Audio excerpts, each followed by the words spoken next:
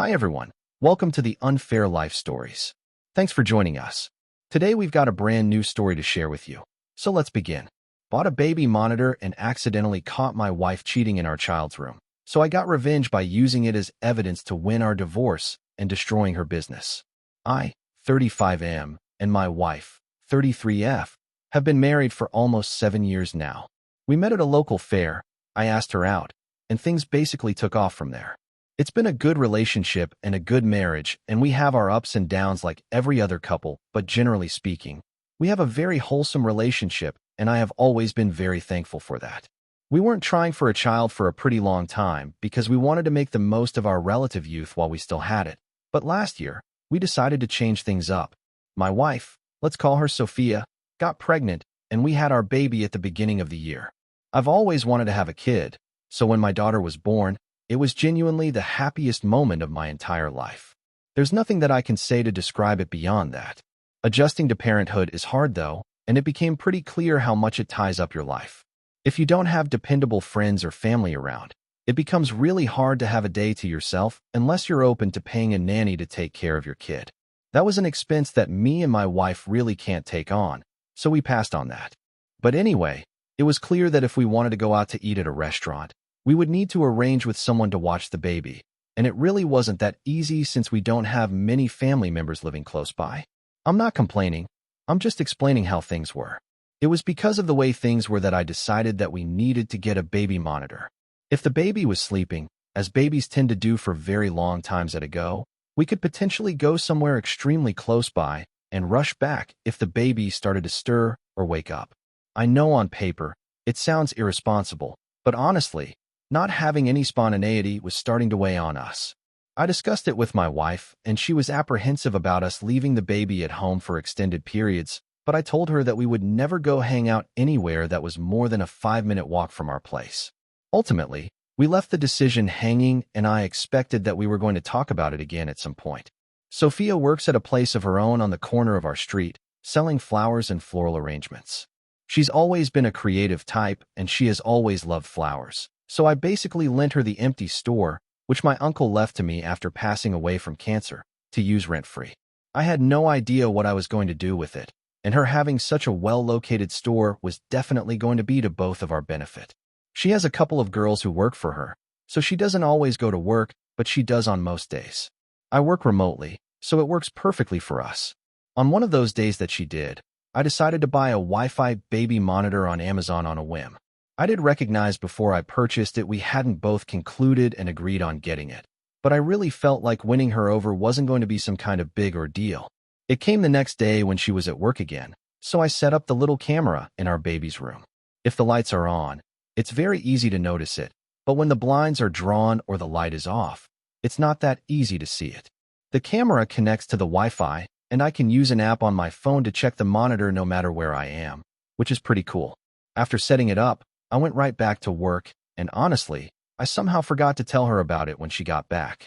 The very next day was one of those few days where I had a bunch of errands to run, and I kind of looked forward to it because it was one of the times where I was entirely free of parental duties, even if for just a few hours at a time. When I was about to leave the house, my wife begged that I take the baby along, that she was exhausted from the week, and she just needed to have some time to herself.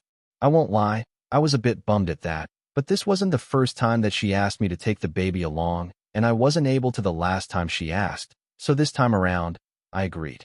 I took my daughter and all of her needed things and started to run the errands for the day. I was halfway through the list of things that I was meant to do that day, and my daughter had been well-behaved the entire day, so it honestly wasn't a bad day by any measure. Well, until a point. It was when I was sitting in my car eating some fast food that I had bought that I got a notification on my phone from the baby monitor app. It had detected activity, and my first thought was that my wife went into the baby's room to do something, because that's the logical assumption to make. I pulled out my phone and opened the app, and I saw my wife and another man grappling in the baby's room. My heart leapt in my chest, honestly. It looked like my wife was being assaulted by this man, and I can't describe how quickly I switched on the car. The only thing was that I started to hear sounds, and that was when I realized that my wife was far from being assaulted. It became clear that this man and my wife were making out in my daughter's room. Looking back, I'm still shocked at how rapidly my concern for her turned to a fiery hate. But I don't know why. I couldn't stop watching. At one point, I had the common sense to record my screen so I could have evidence of what was going on. I saw the man's hand go under her blouse, and then soon after, try to take off her underwear. It was then that I heard her moan, and I literally watched as the man bent Sophia over the edge of the crib. I think it was then that I just tossed the phone aside. I wanted to scream and I wanted to punch something, but I had to keep my composure because my daughter was sleeping. But do you know how helpless I felt in that moment? I wanted to drive back home so badly. I wanted to go back there and hurt him and hurt her, but the only thing that held me back from doing something very stupid was my baby. Was that the reason why she asked me to take the baby along? Was this what happens every time she asks me to take the baby with me? Would she have done it even if our daughter was still at home?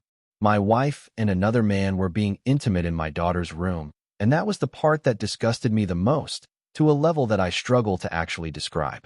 By the time I picked up my phone again, the room was empty. I honestly didn't know what to do, and I sat down in the car until my daughter woke up. Most of the places I was supposed to go to had closed, and I literally only had one errand left that I could run. I don't know why, but I still went ahead to do it. I think I needed something to take my mind off it because I knew the alternative was me going home, and I was genuinely scared of what might happen if I went before I got my head on right.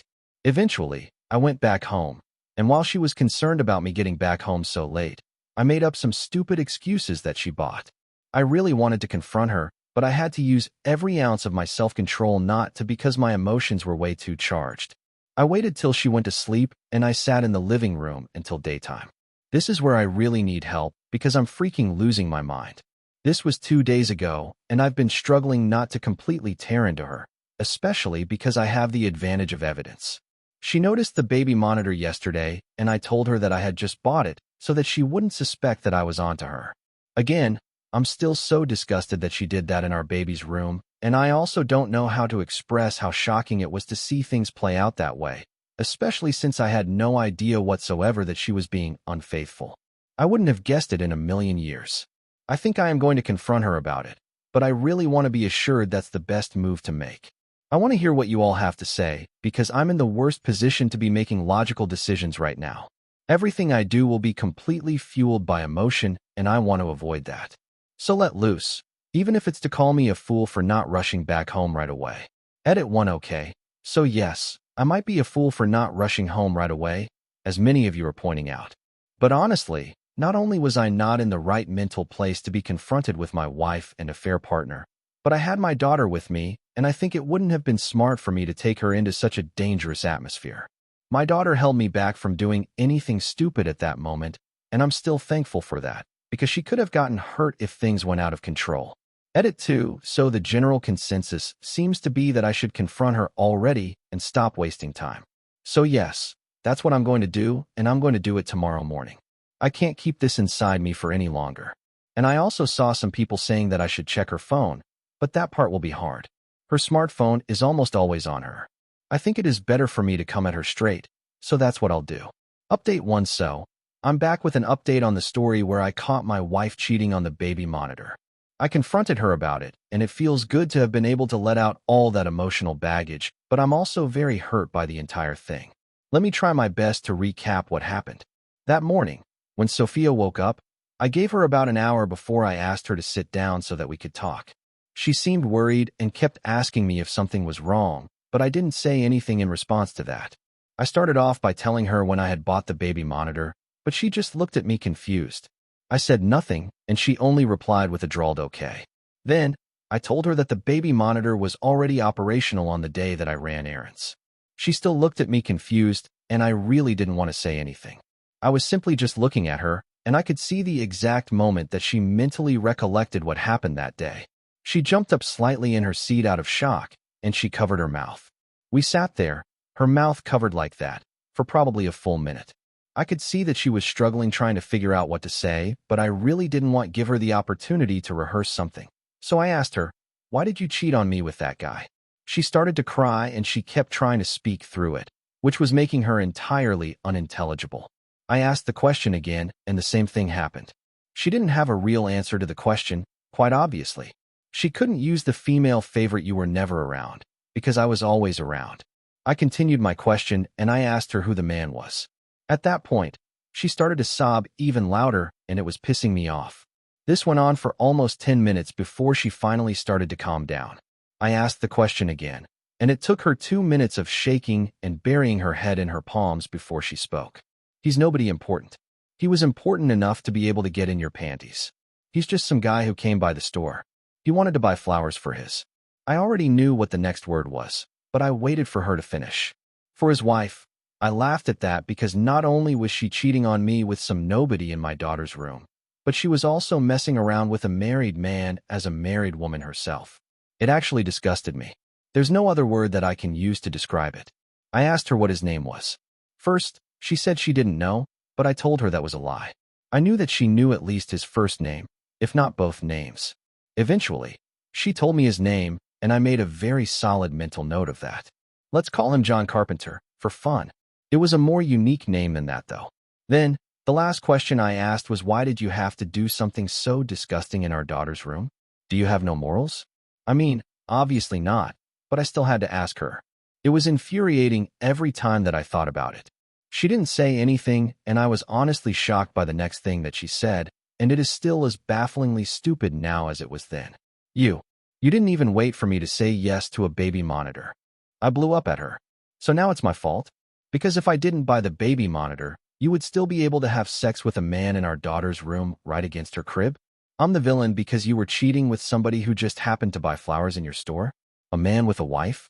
And you're boiling this down to me buying a baby monitor without asking you? You're pathetic. Yeah. After that, she started to sob again, and I felt a lot better. I didn't feel back to normal because it's hard to feel okay again so quickly after something like what I had gone through goes down. But yeah, it felt like some weight off my shoulders.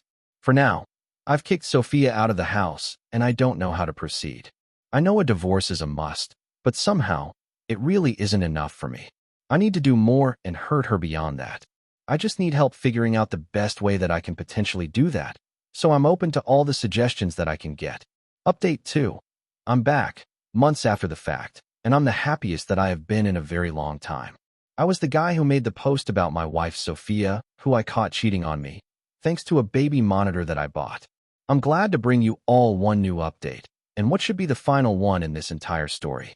I knew that I wanted to hurt Sophia badly, so I read through all the comments on my previous post, and I took my sweet time to formulate a plan. The first thing that I went for was the divorce. That was easy. My close friend's wife is a divorce attorney and she's freaking good at what she does, so I enlisted her services the same day that I confronted Sophia.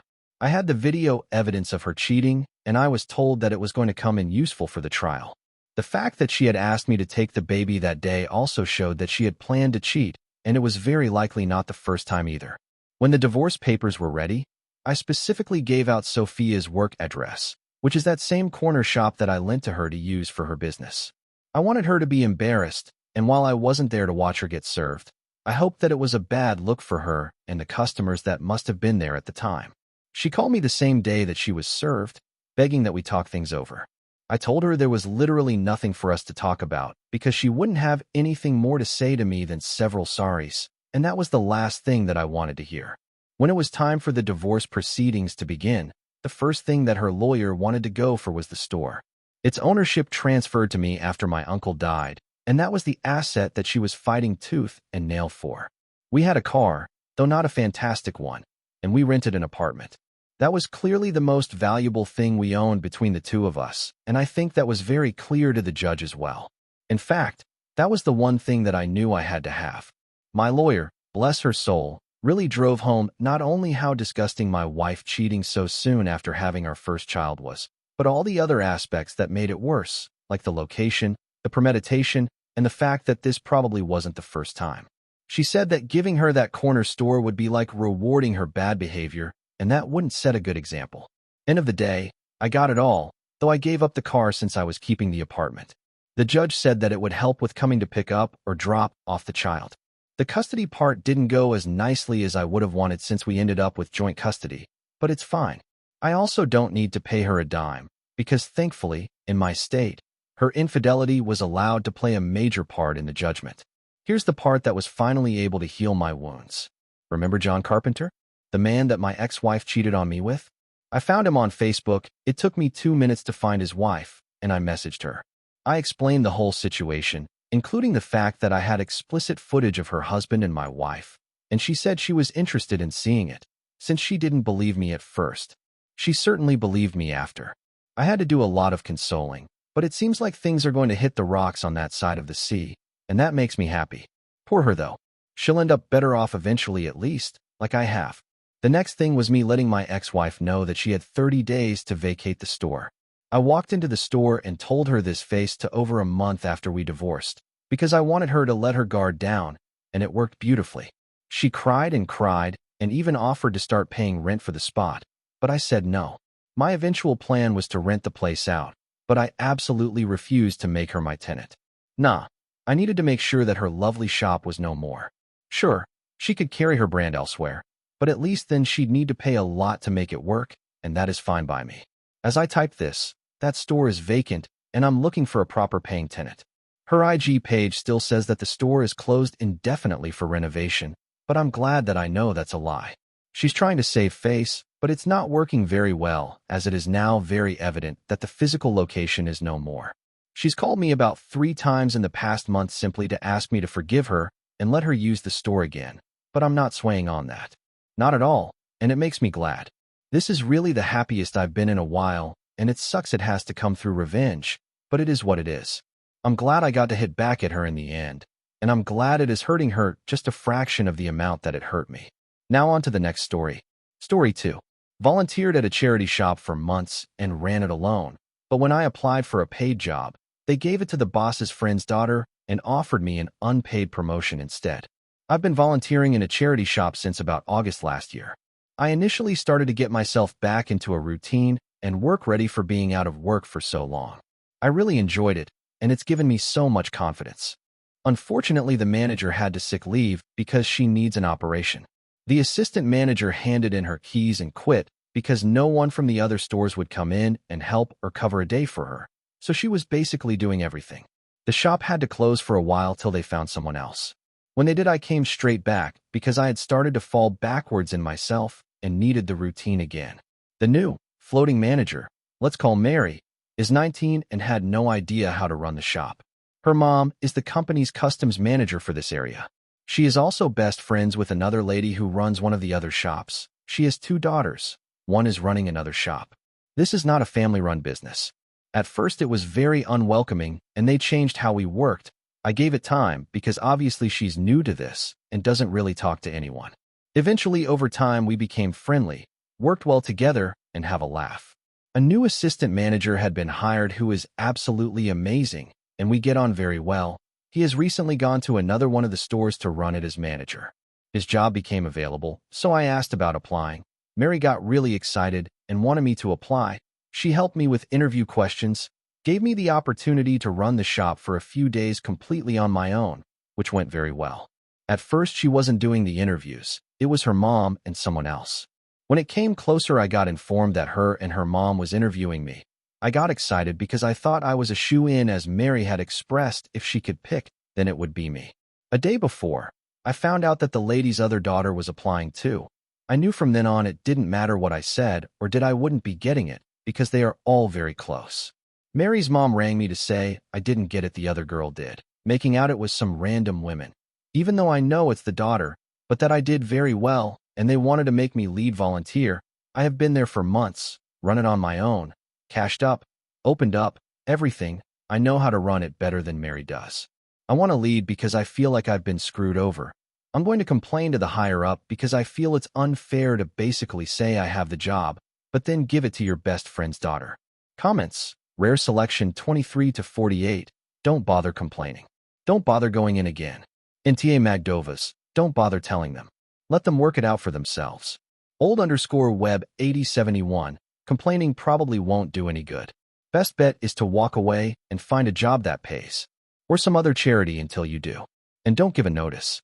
At the end of a day, just say, I'm not coming back to work here, and leave. Preferably when you know they will be shorthanded because other people are already taking off. It's up to you if you want to give them a notice or reason you're leaving. Me? I'd just say I'm not coming back.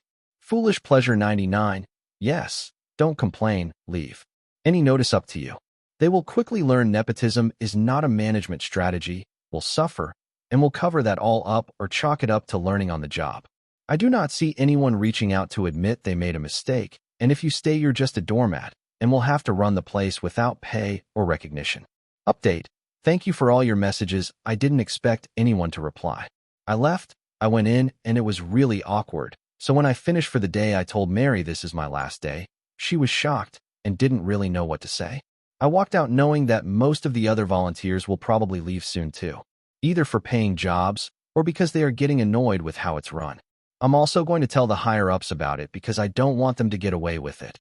It's not the first time, and someone in the comments pointed out that corporate might not know what is going on, and it's not fair to anyone. Comments. Cabrisha 9. Mary must be really dense if she's shocked. Anklebiter 42. You'd be surprised at how stupid people like this can be. Either that or she thinks she's manipulating OP salt lavishness 7,560. Of course she's shocked. I mean, they were going to make OP the head volunteer. I can't believe OP is throwing away that kind of opportunity.